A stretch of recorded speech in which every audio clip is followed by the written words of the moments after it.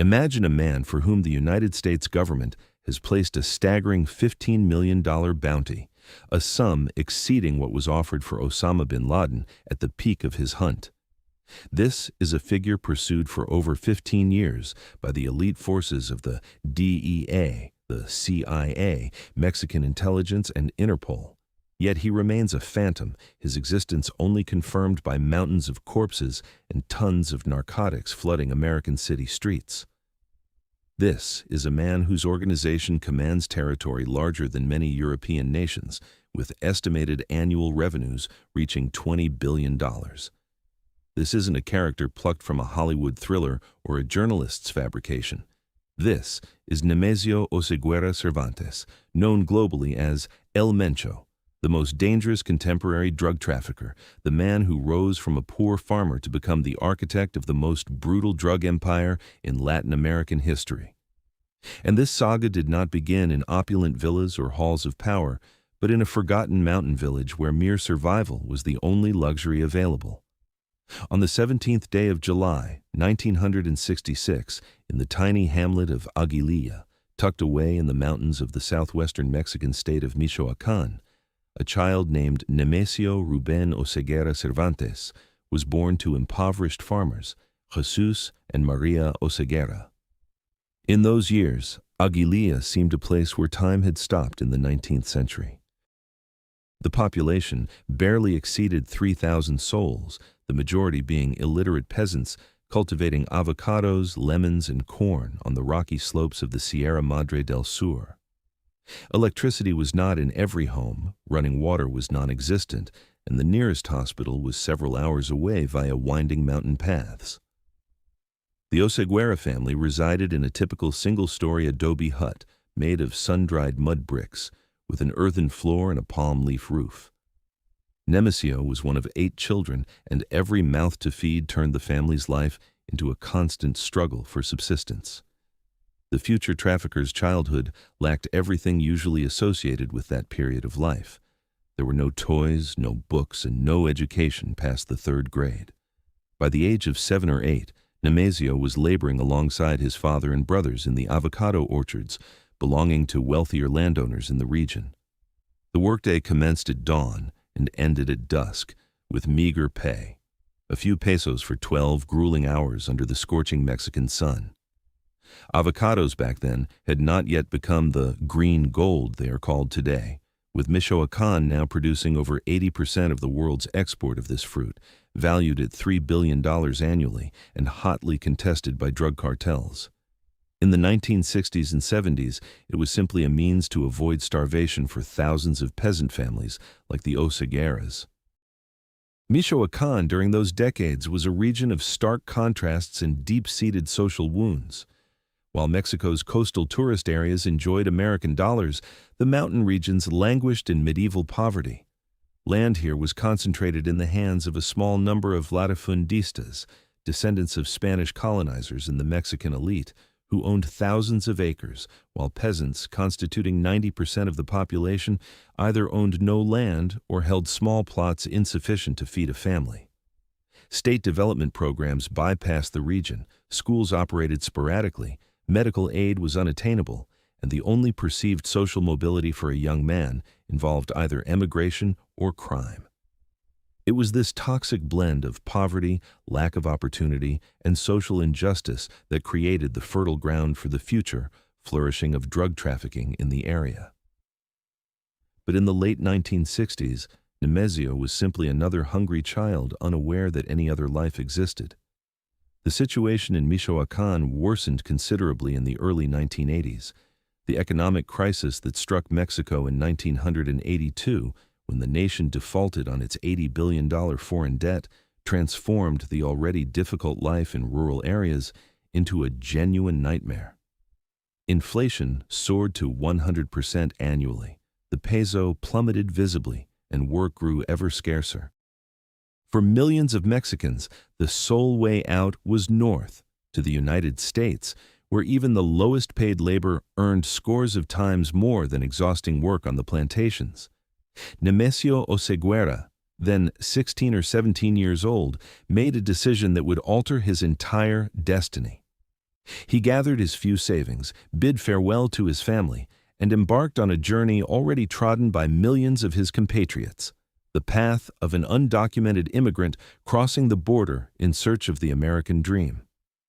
The precise date of his first border crossing remains unknown, but indirect evidence suggests it occurred between 1983 and 1985.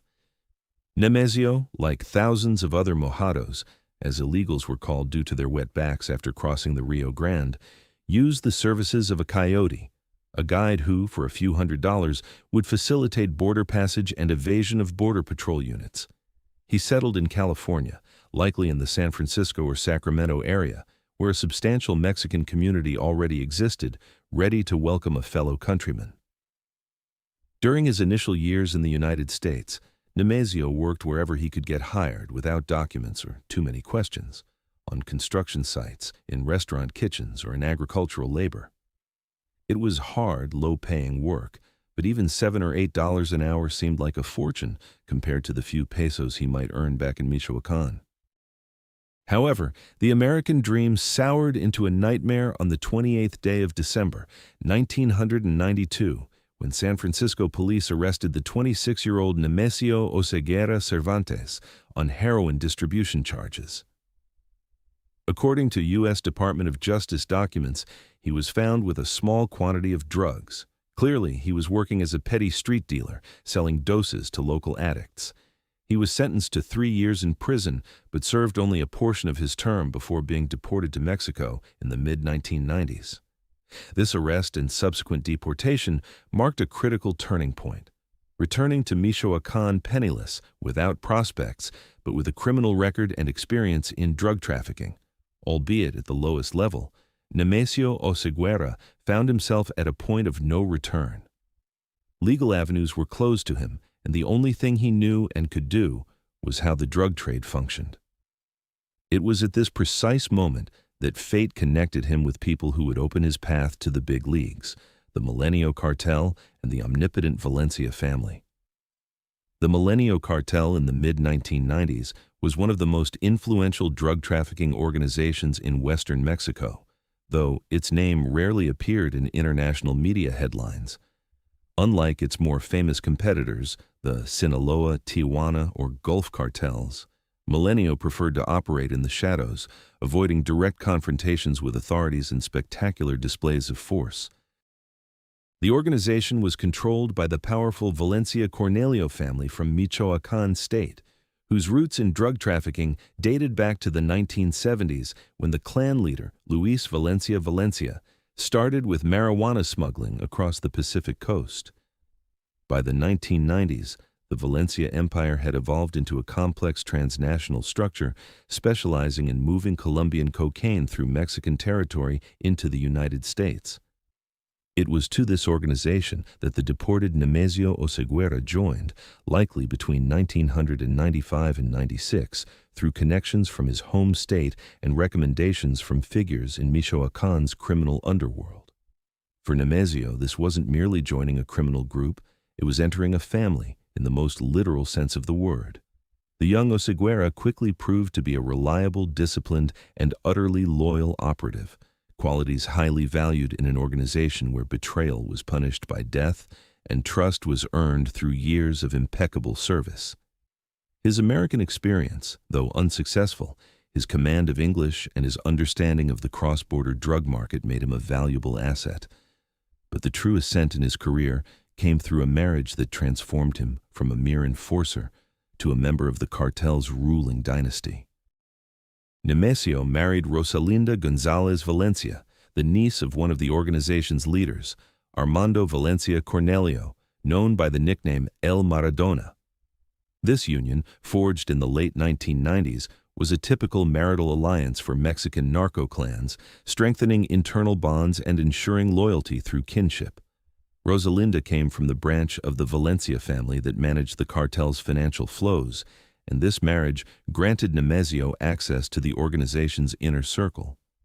Under the tutelage of Armando Valencia Cornelio, a man who by the late 1990s had become one of the key figures in the Milenio cartel, Nemesio Oseguera attended a veritable school of drug trafficking. El Maradona directed the organization's armed wing, a contingent of gunmen known as Los Matazetas, long before that moniker became widely known. These men did more than just guard shipments and territory. They were the cartel's punitive instrument, eliminating competitors, traitors, and anyone who threatened the Valencia family's interests. Nemesio rapidly proved himself an operative capable of handling the most delicate assignments. He wasn't a loud or emotional killer like many in the Mexican cartels of that era. He was methodical, calculating, adept at planning operations and controlling his men. These very qualities allowed him, in the early 2000s, to rise to the rank of one of the cartel's regional commanders in the state of Jalisco, where Milenio controlled the strategically vital metropolis of Guadalajara and the coastal areas through which drug flows passed. The structure of the Milenio cartel during those years was federal. Unlike pyramid-like organizations such as the Tijuana cartel, where power was concentrated in the hands of a single Arellano Felix family, Milenio was an alliance of various clans and regional groups united by shared interests and ties to major suppliers. The Valencia family held leadership positions but worked closely with other Michoacán clans and, crucially, maintained a strategic partnership with the Sinaloa cartel, which under the leadership of Joaquín El Chapo Guzmán and Ismael El Mayo Zambada was rapidly becoming the dominant force in Mexican drug trafficking. Milenio effectively served as a logistical partner and junior ally to Sinaloa, gaining access to Colombian cocaine supplies and protection from rivals in return.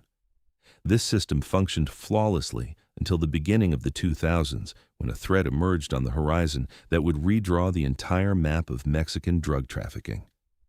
Los Zetas, the Zetas, were an organization of an entirely different nature.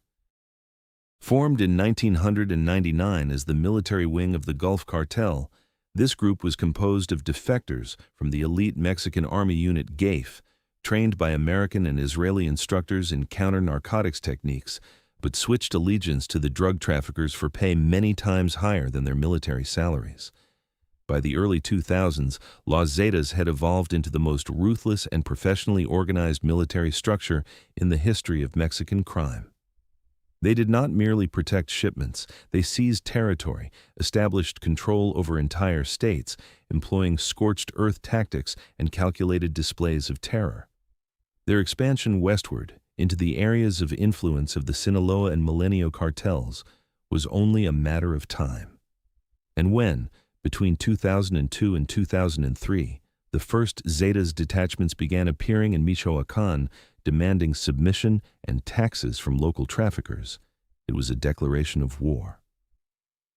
Nemesio Oseguera participated in these initial clashes, coordinating the defense of Milenio cartel territories in the northern regions of Michoacán and on the border with Jalisco. The war was one of annihilation.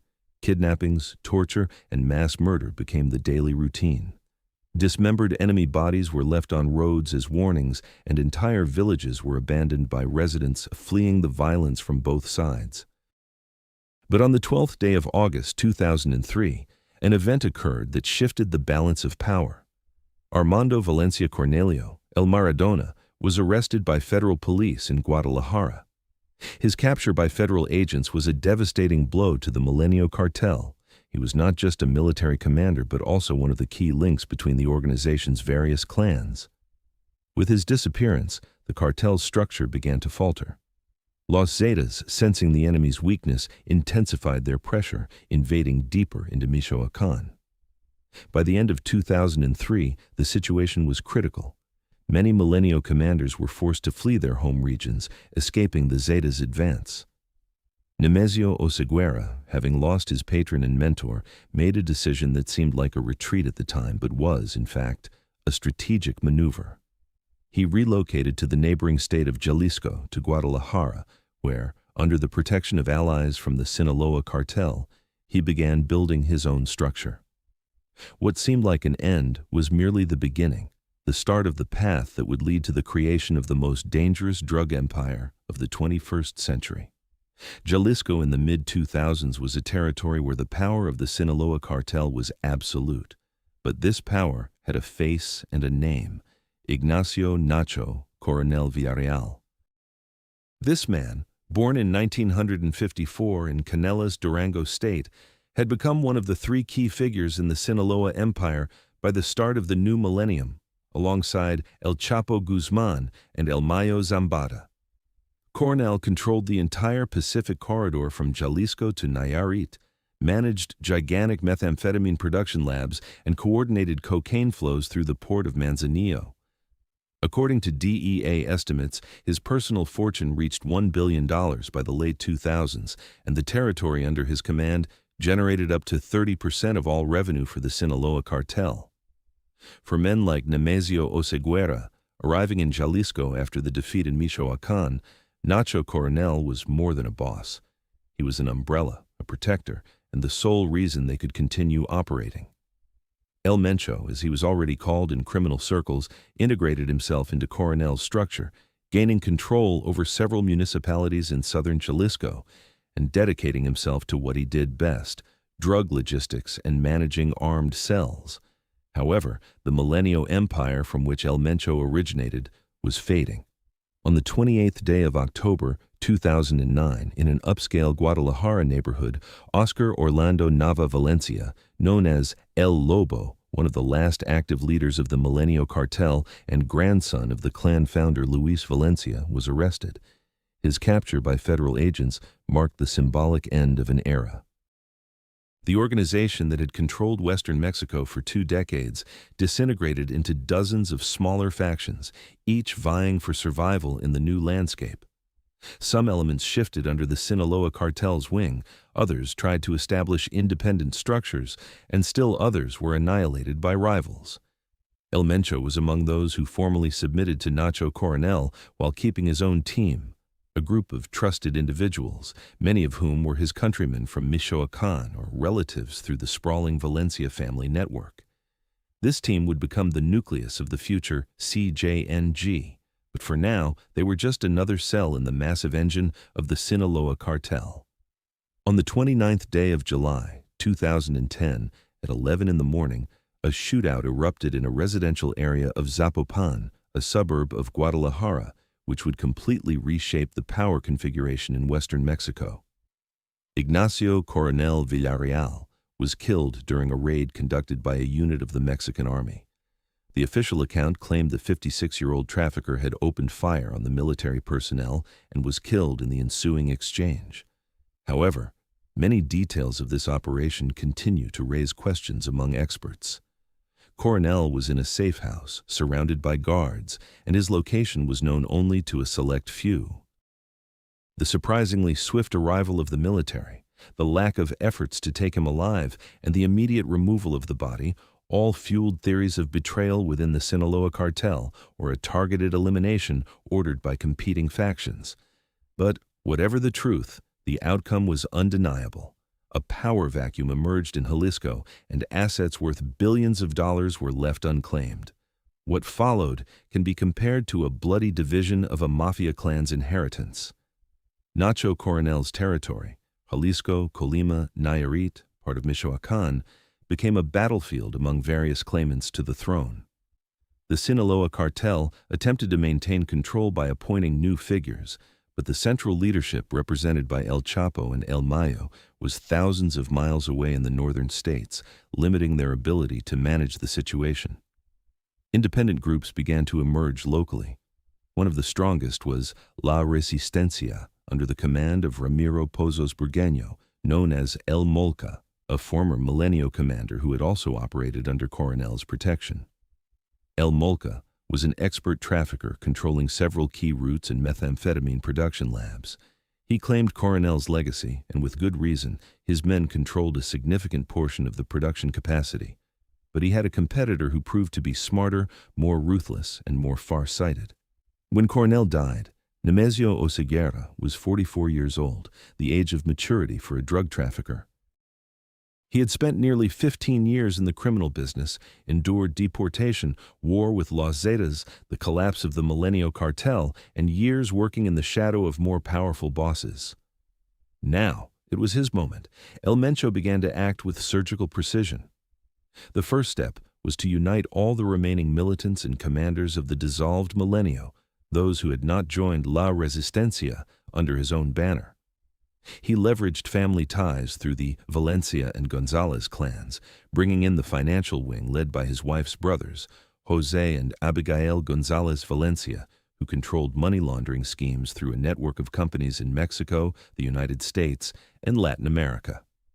The second step was to position the new organization as a force fighting against Los Zetas, the universally hated enemy.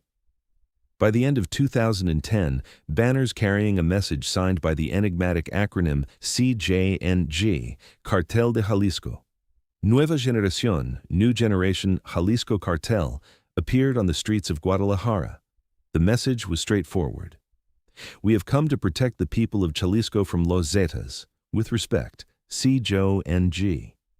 It was a public relations move designed to garner support from a populace weary of Zetas' violence. But most importantly, it was a declaration of war, a war on all fronts. The war declared by El Mencho was not a typical feud between rival gangs over retail outlets or routes. It was an ideologically motivated campaign of total annihilation, designed to achieve a psychological impact and make the organization known to the world in the most brutal manner possible. By 2011, Los Zetas controlled vast areas in eastern and central Mexico.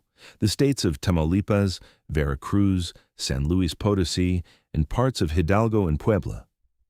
They had turned Veracruz, a strategically important state with the largest ports on the Gulf of Mexico, into their fiefdom, extorting money from every commercial activity, from oil companies to street vendors. Their methods of terror were unprecedented even for Mexico, mass kidnapping of migrants and their execution if they refused to work for the cartel, setting fire to casinos with people inside, and publicly recorded executions. For the CJNG, the war against the Zetas was not just a fight for territory, but also a public relations campaign, positioning themselves as defenders of the people against monsters in human guise. And El Mencho understood perfectly that in this war, the side that instilled the most terror would prevail. On the 20th day of September 2011, around 5 in the afternoon, during peak rush hour on a busy highway between the cities of Boca del Rio and Veracruz, an event occurred that instantly circulated across all global news agencies. 3 unmarked trucks stopped directly on the road, blocking traffic. Bodies began to be unloaded from the cargo beds, one after another, methodically, like sacks of garbage. In total, 35 corpses, many stripped down to their underwear, showed clear signs of torture, broken limbs, burns, strangulation marks. Some had been decapitated. Next to the mound of bodies, the hitmen left a banner with the message, Esto es de parte de los matacetas, atentamente, CJNG. This is from the Zeta killers, sincerely, CJNG. The operation lasted no more than 5 minutes before the trucks vanished, leaving behind hundreds of shocked witnesses and a city paralyzed by terror. Authorities later determined that almost all the victims did indeed have ties to Los Zetas.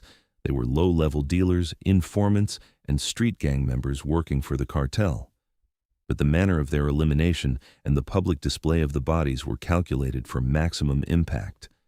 The CJNG clearly demonstrated, we have arrived and we know no mercy. But that was only the beginning of the bloody September-October of 2011, which turned Veracruz into a war zone. On the 6th day of October, just 2 weeks after the first massacre, 32 more bodies were discovered in 3 separate houses in the same Boca del Rio area. The victims were tied up, bags over their heads, many dismembered. The following day, the 7th of October, marked an absolute record in violence. 67 homicides were registered in various areas of Veracruz State within just 24 hours, all linked to the conflict between the CJNG and Los Zetas. Bodies were found in cars, ditches, uncultivated fields, and burned houses. Local media stopped publishing crime reports. Journalists received threats from both sides of the conflict. Veracruz Governor Javier Duarte de Ochoa, who would later himself be arrested for ties to organized crime and corruption, publicly declared the situation under control, while the streets of the state's major cities were controlled by masked gunmen. The federal government was forced to deploy additional Marine and Army units to the region, but even the military presence failed to halt the slaughter. El Mencho's strategy was cruel but effective. He did not attempt to conquer Veracruz territory in the classic sense. He simply did not have enough men for that. Instead, the CJNG dispatched assault teams that infiltrated cities, kidnapped individuals linked to Los Zetas, tortured them for intelligence on other cartel members, and then executed and publicly displayed the bodies. It was a guerrilla war designed to undermine Zeta's control from within. Every public execution was a message to the local population. The Zetas cannot protect you. They are weak. We are stronger. Concurrently, the CJNG disseminated videos via social networks and local forums showing bound captives presented as rival cartel members or police informants, subjected to elaborate torture and then executed, decapitated, shot, or burned alive. These videos were accompanied by threats to anyone who dared cooperate with authorities or rivals. It was terrorism in its purest form, aimed at crushing the will to resist. The climax of this reign of terror occurred on the 13th day of May, 2012, in the city of Cadereyta Jimenez, Nuevo León State, near Monterrey. In the early morning hours, local residents discovered 49 dismembered bodies on the city's main road. Arms, legs, heads, and torsos were scattered across the asphalt for dozens of yards. A note lay beside them. Así les va a pasar a todos los Zetas, at el Cartel de Jalisco Nueva Generación. This is what will happen to all Zetas. At the New Generation Jalisco Cartel. Forensic examination revealed the victims were alive at the time of dismemberment. They were killed slowly, turning the execution into a ritual. This carnage provoked an international outcry. The U.S.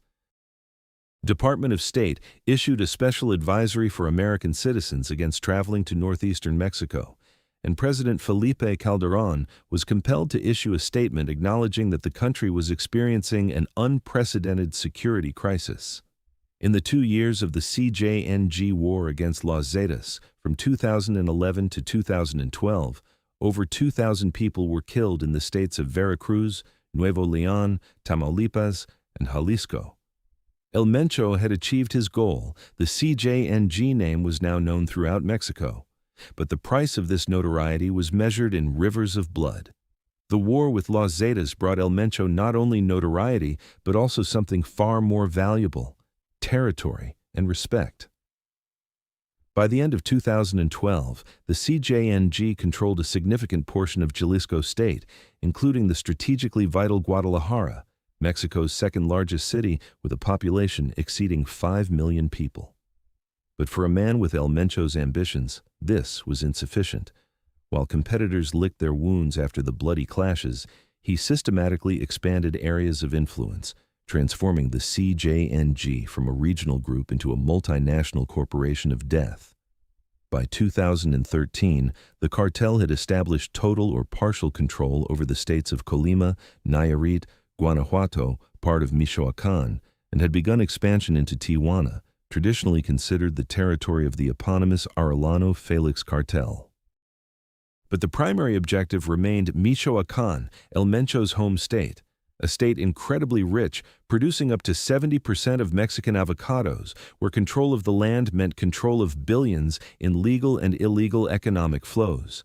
In the early 2000s and 10s, Michoacán was dominated by one of the most ruthless drug trafficking organizations in Mexican history, the Knights Templar, Los Caballeros Templarios, which emerged from the fragments of the La Familia Michoacana cartel.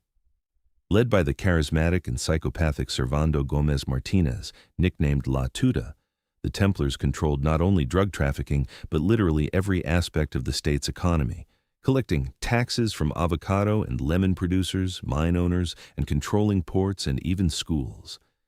Their symbolism of knightly order and pseudo-religious rhetoric about protecting the poor created a surreal contrast with the reality of mass murder, rape, and extortion. For El Mencho, the invasion of Michoacán was not just a commercial decision. It was a return home, but no longer as a poor farmer, but as a conqueror. From 2012 to 2014, the CJNG waged a grueling war of attrition against the Templars, while simultaneously supporting the self-defense groups that had emerged in the state, the auto defenses, armed squads of peasants who had revolted against the oppression of drug trafficking. This support was a cynical tactical move. While the auto defenses and the army decimated the Templars, the CJNG quietly occupied the liberated territories. By the end of 2014, the Knights Templar were virtually defeated, and the CJNG became one of the dominant forces in western Michoacán. But territorial expansion was only the visible part of El Mencho's strategy. The real revolution was taking place in the production sector. The CJNG became the largest producer of methamphetamine in Mexico, even surpassing the Sinaloa cartel. Dozens of clandestine labs operated in the mountains of Jalisco and Michoacán, producing hundreds of kilograms of meth daily. Chemical precursors, pseudoephedrine, ephedrine, phenylacetone, were purchased in containers from China via shell companies and delivered through the port of Manzanillo, where customs officials received generous bribes to forgo inspections. The production cost for 1 kilogram of methamphetamine was about $500, while it sold on the American market for $20,000 to $30,000 wholesale and up to $100,000 retail. The profitability reached a staggering 6,000%. According to DEA estimates, by 2014, the CJNG controlled up to 40% of all methamphetamine reaching the U.S. market, generating roughly $3 to $5 billion in annual revenue from this business branch alone. A key role in the CJNG's transformation into a financial empire was played by the structure known as Los Queenies, the cartel's financial wing, managed by the brothers of Rosalinda Gonzalez Valencia, El Mencho's wife. Abigail Gonzalez Valencia and his brother Jose were financial scheme geniuses. They created a complex web of over 200 dummy corporations in Mexico, the United States, Panama, Costa Rica, Colombia, Guatemala, and even Europe. Money was laundered through real estate, tequila, racehorses, the restaurant industry, and fictitious import-export operations. Abigail alone, according to U.S. Treasury Department data, possessed a personal fortune exceeding $1 billion. But on the 28th day of February 2015, Abigail Gonzalez Valencia was arrested in Puerto Vallarta, and prior to that, in 2014, other Gonzalez Valencia brothers had been apprehended. These arrests delivered a severe blow to the cartel's financial infrastructure, but El Mencho remained free, and the DEA's bounty for information on his whereabouts rose to $5 million. The ghost was becoming increasingly dangerous, and his hunters increasingly desperate. The arrests of the Gonzalez Valencia clan financiers in 2014 and early 2015 exposed the CJNG's vulnerability to Mexican special forces and American agencies. The cartel's financial streams were partially interrupted, assets were frozen, and, most significantly, interrogations of the arrested provided investigators with invaluable intelligence on the organization's structure and the possible hiding place of El Mencho himself. Intelligence worked around the clock, analyzing intercepted phone communications, tracking the movements of individuals in the drug lord's close circle, and recruiting informants within the cartel. By the end of April 2015, authorities obtained what they believed to be reliable information. Nemesio Oseguera Cervantes was hiding in a ranch near the small town of Tonaya, in a mountainous area in the south of Jalisco State, about 50 miles from Guadalajara. The operation to capture him, codenamed Jalisco, was prepared in strict secrecy. It was to involve elite units of the Mexican Marines, federal police, and DEA representatives as observers. The plan called for a simultaneous assault on several potential hideouts with helicopter support to prevent the target from escaping via mountain roads. The operation was scheduled for the 1st of May, Labor Day, when it was presumed El Mencho's guard would be lax and he would remain on site instead of relocating. But what unfolded on the morning of the 1st of May, 2015, exceeded the darkest scenarios and forever changed the perception of what Mexican drug traffickers were capable of. Around 6 in the morning, Sikorsky UH-60, Black Hawk military helicopters, the same type used by the U.S. Army in Iraq and Afghanistan, took off from a military base and headed toward Tunaya. Aboard each were about 15 Special Forces Marines, armed with FX-05 Schuh-Kotel assault rifles and prepared for fierce resistance. But as the helicopters approached the target area, all hell broke loose. Heavy Barrett M82 12.7mm machine guns and, most terrifyingly, RPG-7 rocket launchers, Soviet weapons used for decades in conflicts from Vietnam to Afghanistan, opened fire from the ground. One helicopter, taking a direct hit from an anti-tank grenade to its tail rotor, lost control and crashed from an altitude of about 150 meters. The explosion on impact was audible for miles. Of the 12 service members aboard, 9 died instantly and 3 were critically wounded. It was the first time a drug trafficker had shot down a military helicopter in modern Mexican history. El Mencho did not merely resist, he declared open war on the state. But the helicopter crash was just the beginning of the nightmare unleashed that day across Jalisco state. While the military attempted to evacuate the wounded and the dead under continuous fire, coordinated attacks began across Guadalajara and surrounding cities. The CJNG activated a plan evidently prepared in advance in case of an attempt to capture the leader. Cartel militants, armed with assault rifles and Molotov cocktails, began blocking major arteries, setting fire to buses, trucks, and cars directly on the streets. Within a few hours, 39 public transit buses were burned, 11 bank branches were torched after evacuating staff and customers, and 16 gas stations turned into pillars of fire, creating apocalyptic scenes. Mexico's second-largest city was paralyzed. People fled the streets in panic. Schools and universities were urgently closed. The airport suspended operations. Governor Aristoteles Sandoval made an emergency appeal, urging residents to stay home. But his voice trembled. The authorities had lost control of the situation. Chaos spread across 20 cities in 3 states, Jalisco, Colima, and Michoacán. According to various estimates, between 300 and 500 CJNG militants participated in the attacks, acting simultaneously according to a predetermined plan. The most shocking aspect was not just the scale of the violence, but its military organization. These were not spontaneous acts of panic by cornered criminals. It was a well-engineered military operation designed to demonstrate to the government and society that the CJNG was not a gang, but an army capable of paralyzing an entire region. The militants used radios for coordination, had clear target lists, and operated in groups of 5 to 7 people with assigned commanders. Security experts later stated that such a level of organization indicated the presence of former military and police personnel in the cartel's ranks, trained in urban warfare tactics. And, most importantly, the operation achieved its objective. El Mencho was gone again. While all of Jalisco burned, diverting all law enforcement resources, the drug lord quietly slipped away from the raid area and vanished into his network of safe houses. The government of President Enrique Peña Nieto announced the start of a massive operation for his capture, offering a reward of 30 million pesos for information, equivalent to about $2 million. But it sounded like a desperate cry of impotence. The ghost had won the battle, and the entire world had witnessed it. The events of the 1st of May, 2015, transformed El Mencho from a prominent criminal known only to specialists into the public enemy #1 of the Mexican state. But instead of hiding and waiting for the storm to pass, as many drug lords had before him, Nemesio Oseguera chose a strategy of escalation. If the authorities wanted war, they would get it.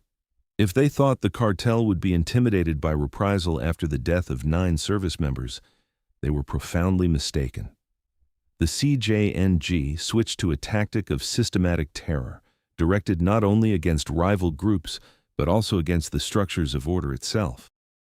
Police officers, federal agents, prosecutors, judges, all became targets in the war El Mencho declared on the system.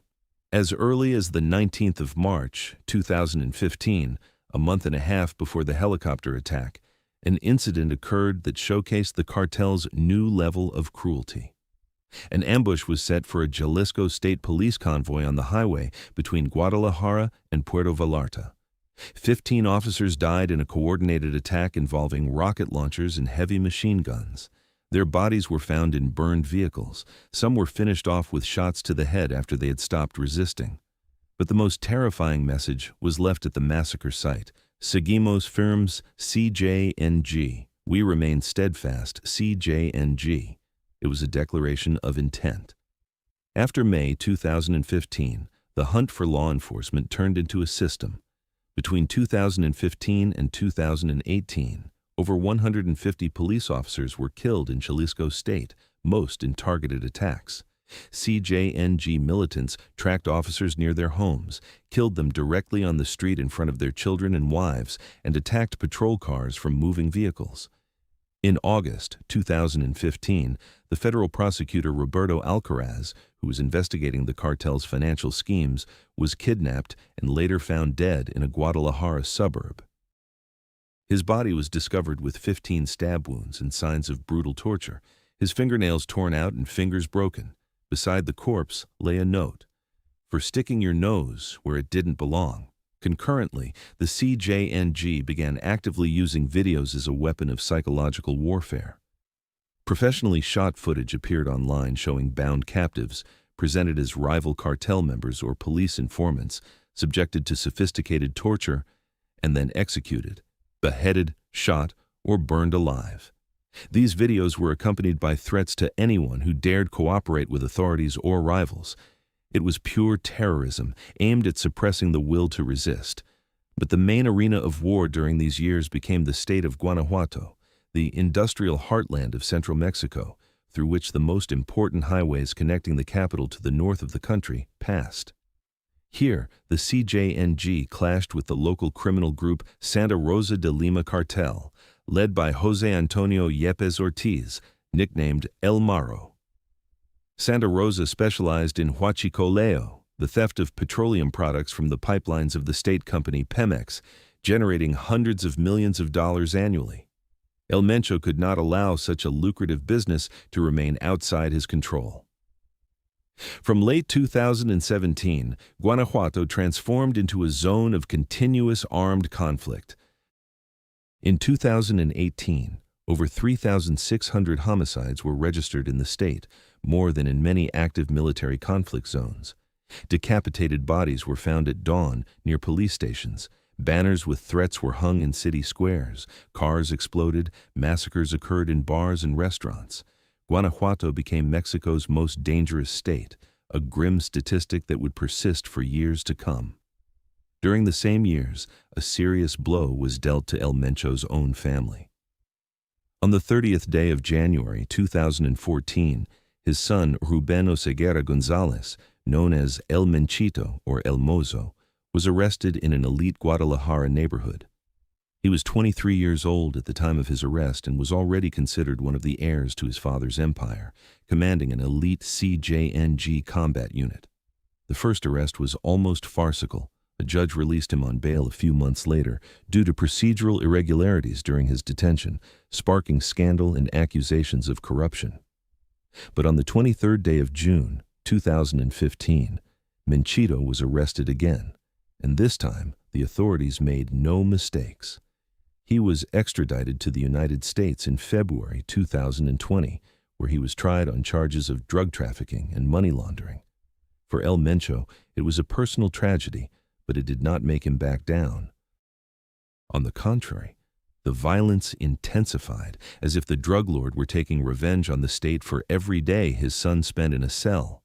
While Mexican special services celebrated the arrest of Menchito and the extradition of the main financiers of the González Valencia clan, El Mencho himself was executing a transformation that would convert the CJNG from a Mexican cartel into a global drug empire, its tentacles reaching from the jungles of Colombia to the ports of Rotterdam and from the slums of Guatemala to the warehouses of Tokyo. 2017 marked a strategic shift for the organization. If the CJNG had previously focused on conquering territory within Mexico and fighting rivals, The priority now was building international logistical chains, independent of traditional partners like Colombian suppliers or Mexican transporters. El Mencho understood a simple truth that many of his predecessors overlooked. True power belongs not to those who control the streets, but to those who control the routes from producer to end consumer. And he began building these routes with unprecedented speed and scope. Expansion began to the south. In Guatemala, a country of 18 million people in virtually non-existent state control over vast rural areas, the CJNG established a presence by 2016.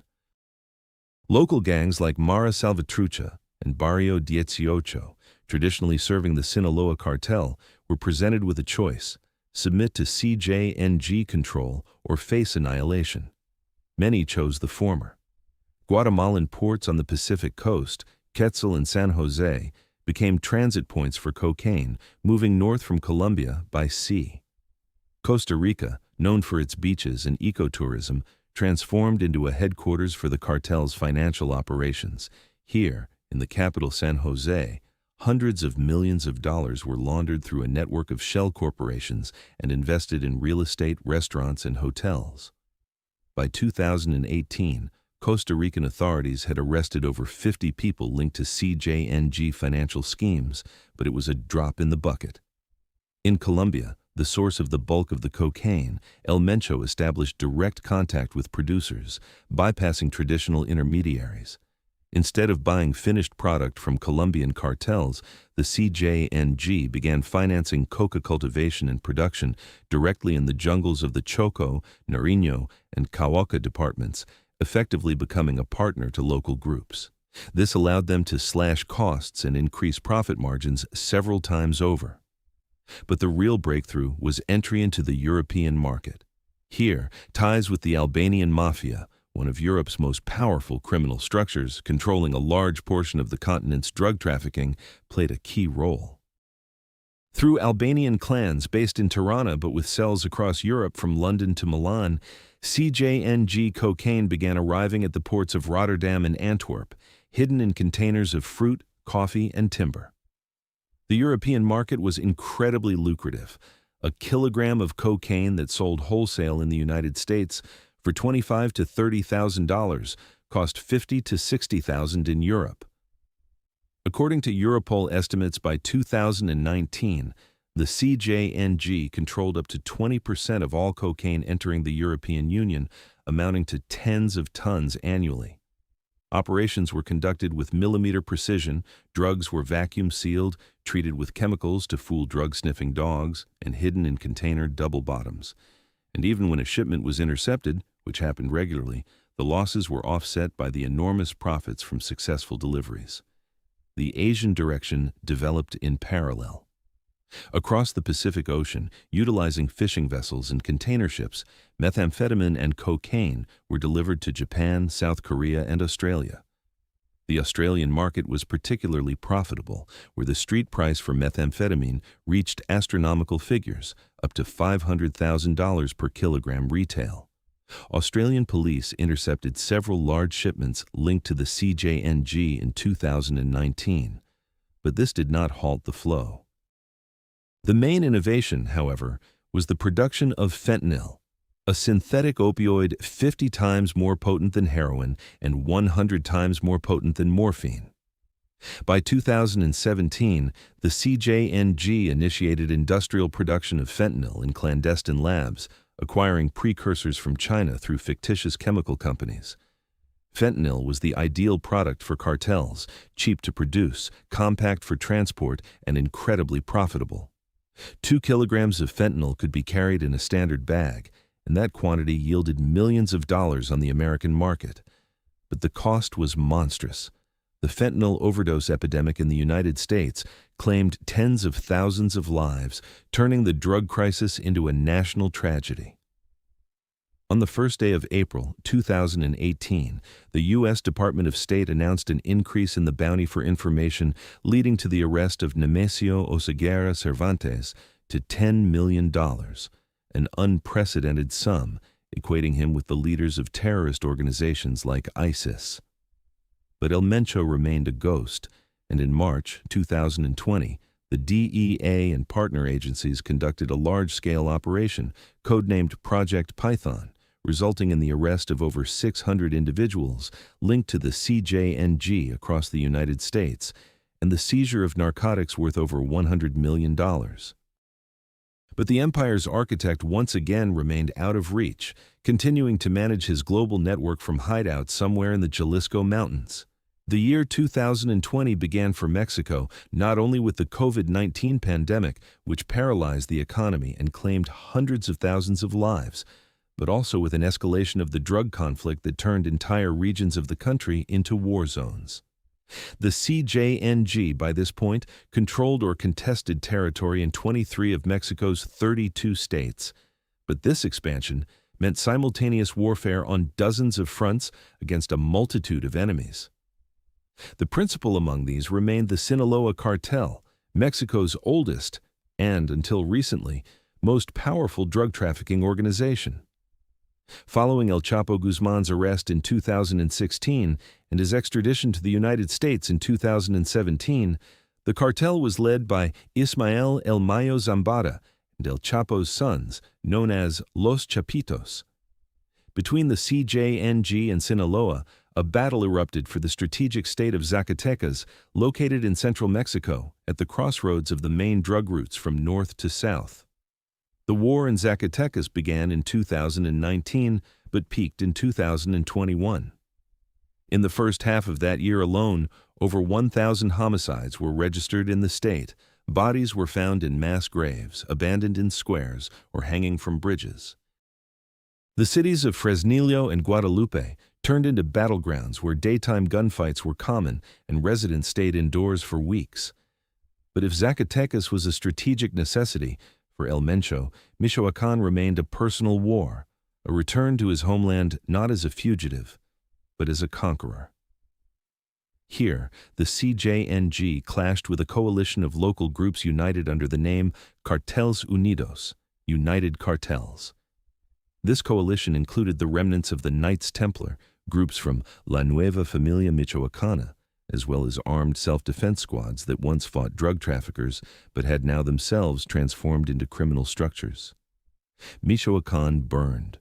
On the 22nd day of May, 2020, in the municipality of Aguililla, the very town where Nemesio Oseguera was born, a mass shooting occurred between CJNG militants and Cartels Unidos, resulting in 26 deaths.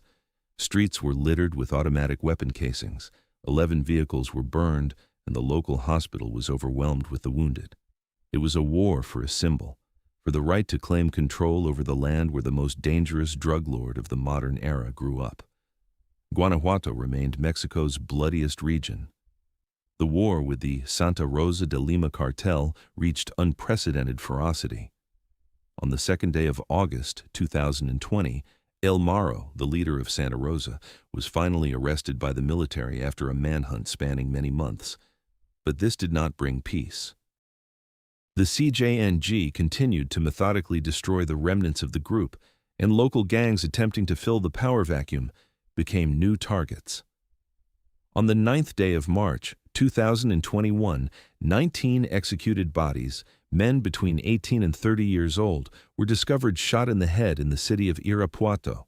The bodies were carefully lined up on the roadside. The message was clear: the CJNG controls Guanajuato, and resistance is futile.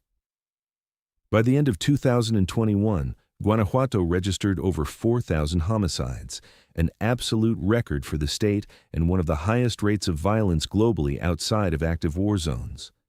In parallel, the CJNG intensified its terror campaign against state structures. On the 13th day of July, 2020, federal judge Uriel Villegas Ortiz was assassinated in Mexico City right in front of the courthouse. The murder of a judge in the capital, mere blocks from government buildings, was a demonstration that the CJNG could reach anyone anywhere in the country. On the 24th day of June, 2022, a car bomb exploded outside the state prosecutor's office in Guadalajara as employees were leaving work. 3 died and 12 were injured.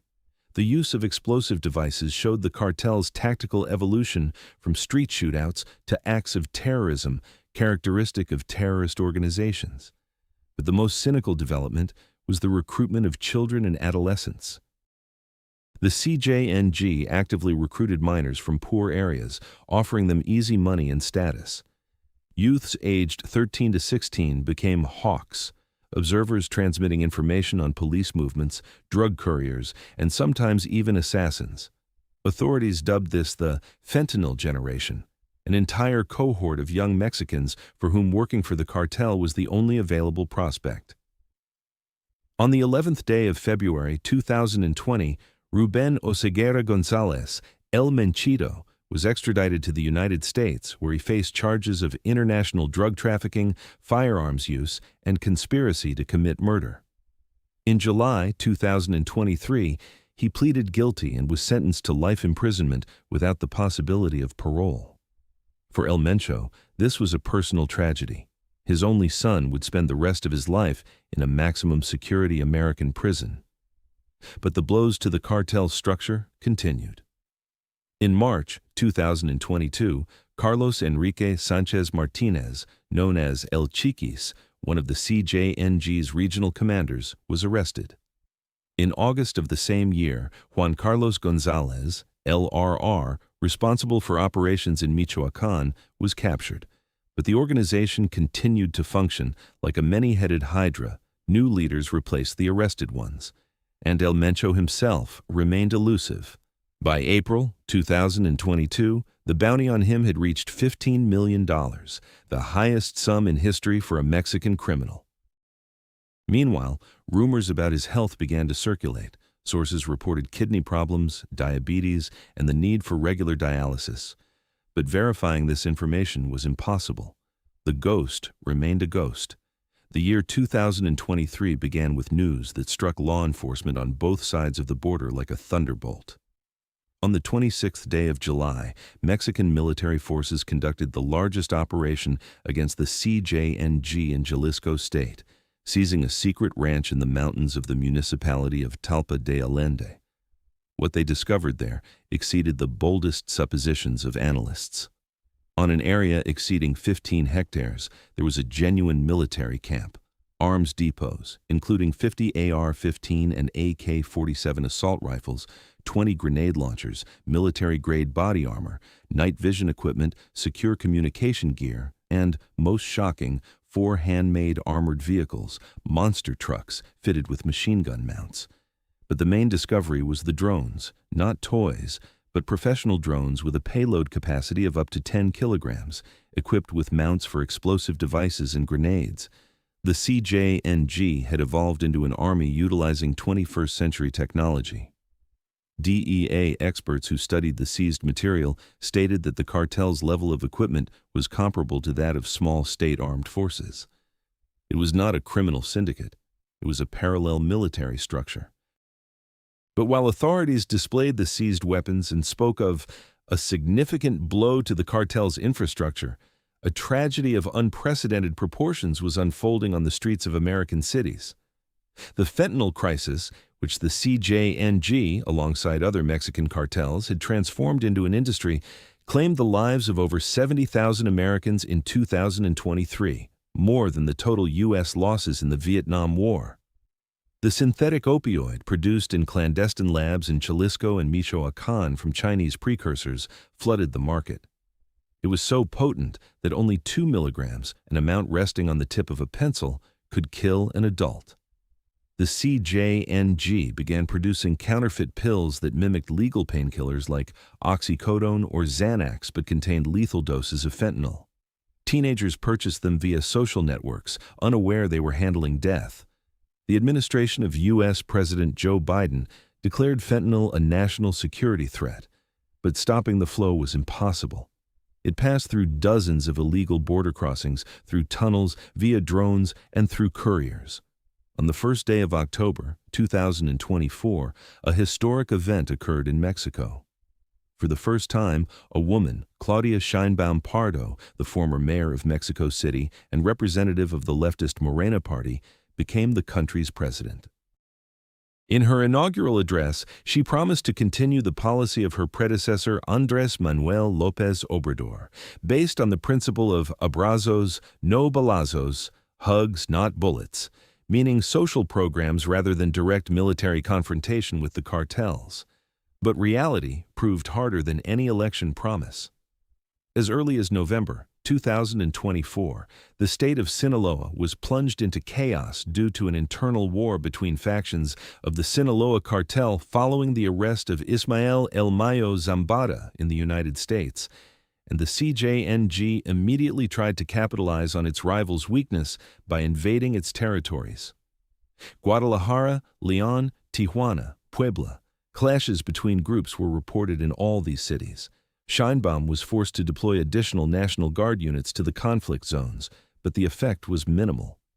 In December 2025, today, the CJNG actively controls or contests territory in more than 30 out of 32 Mexican states.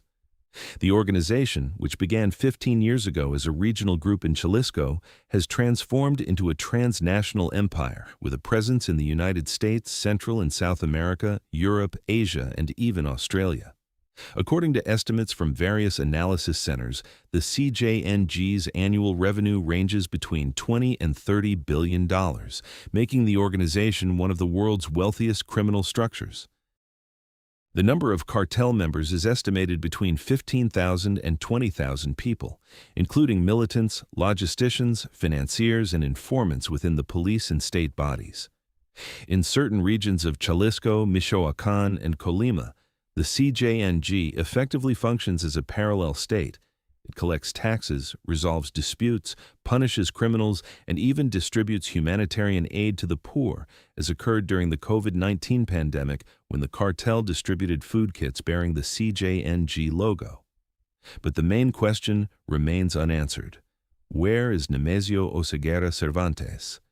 El Mencho, who turned 59 in July 2025, remains the only member of the Great Triad of modern Mexican drug lords still at large. El Chapo Guzman is serving a life sentence in the USA DX Florence prison. El Mayo Zambada has been arrested and awaits trial in the United States. And El Mencho continues to manage his empire from hideouts whose location remains a secret. Rumors about his illnesses, kidney failure, diabetes persist, but none have been confirmed. Some analysts speculate that the cartel is preparing a successor, perhaps one of his nephews or a trusted commander like José González Valencia.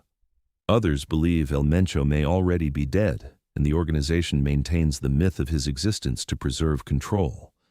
But most experts are convinced the ghost is alive and he will fight until the end. History has shown one thing.